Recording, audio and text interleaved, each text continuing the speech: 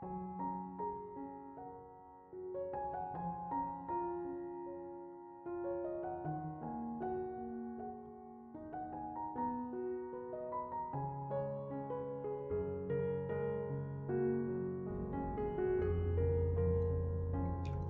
Ibu, Saudara-saudari, adik-adik kaum muda yang terkasih, apa kabar hari ini?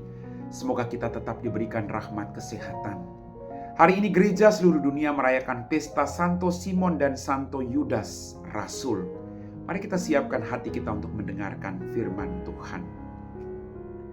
Tuhan bersamamu dan bersama rohmu.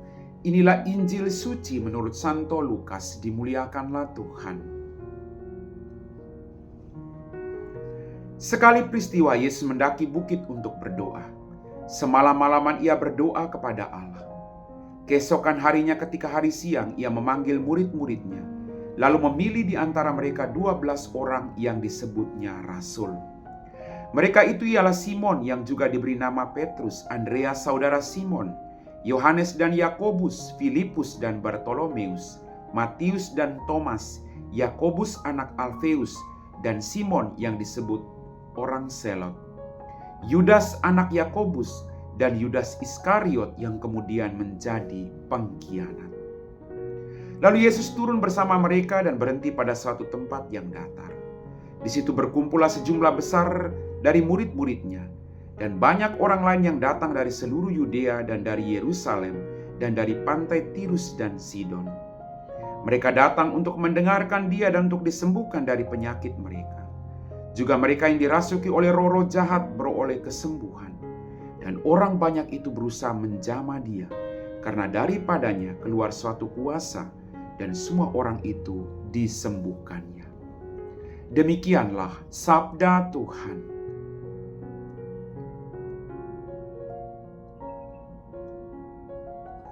Bapak, Ibu, Saudara-saudari, adik-adik kaum muda yang terkasih, dalam permenungan saya tentang Yesus memilih dari antara murid-muridnya 12 orang yang disebutnya rasul, itu saya belajar ada beberapa poin. Yang pertama, sebelum memilih para muridnya, dia mendaki bukit untuk berdoa. Bagi saya, Yesus mengajarkan ketenangan batin bagi kita. Untuk membuat suatu keputusan, untuk mengambil suatu keputusan, kita tidak hanya mengandalkan diri kita, tapi mari kita bekerja sama dengan Allah Bapa dalam kerajaan surga.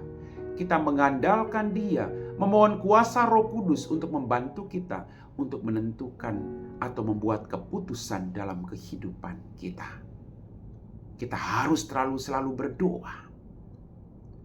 Bapak, Ibu, Saudara-saudariku yang terkasih. Dan dikatakan tadi dia berdoa semalam-malaman kepada Allah. Kita harus berdoa dengan tekun, tidak jemu-jemunya. Karena berdoa bagi saya adalah kunci untuk membuka kerajaan Allah. Doa adalah saat dimana kita mengetuk hati Allah, berbicara dengan Bapa yang melampaui semua Bapa di muka bumi ini. Kita diberi kesempatan. Mari kita gunakan kesempatan itu dengan berdoa. Bapak, Ibu, Saudara-saudariku yang terkasih, setelah berdoa baru dia memilih para muridnya.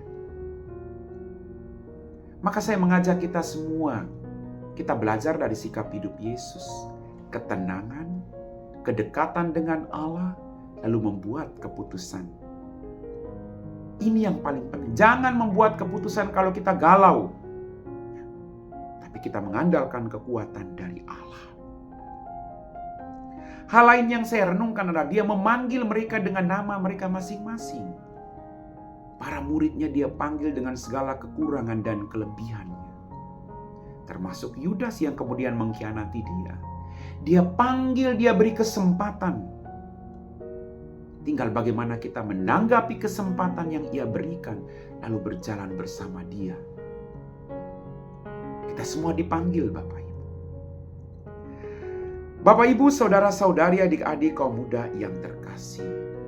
Kemudian ketika dia turun dari gunung bersama para rasul itu, banyak orang datang kepadanya. Pertanyaannya, kenapa? Ada ada suatu kualitas yang baik dalam diri Yesus yang membuat orang terus mencari Dia.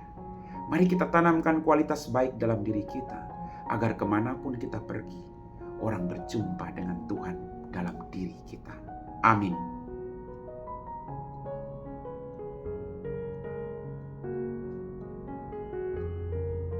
Bapak, Ibu, saudara-saudari, adik-adik, kaum muda yang terkasih, kita semua telah diteguhkan oleh firman Tuhan. Mari kita siapkan hati kita untuk berdoa. Dalam nama Bapa dan Putra dan Roh Kudus. Amin. Tuhan, kembali kami bersyukur untuk berkat-Mu. Ampuni dosa dan kesalahan kami. Terima kasih Tuhan, karena Engkau memanggil kami, siapapun kami, apapun latar belakang hidup kami, seberat apapun dosa yang pernah kami lakukan, Engkau memanggil kami. Semoga kami mendengar panggilan-Mu, melakukan pertobatan, dan setia mengikuti Engkau. Biarlah dalam hidup kami Tuhan, kami selalu memuliakan nama-Mu. Biarlah kehadiran kami menjadi tanda kehadiran-Mu. Kami puji Engkau Bapa, kini dan sepanjang segala masa. Amin. Tuhan bersama-Mu dan bersama Roh-Mu. Semoga kita sekalian diberkati oleh Allah yang Maha Kuasa, Bapa dan Putra dan Roh Kudus. Amin.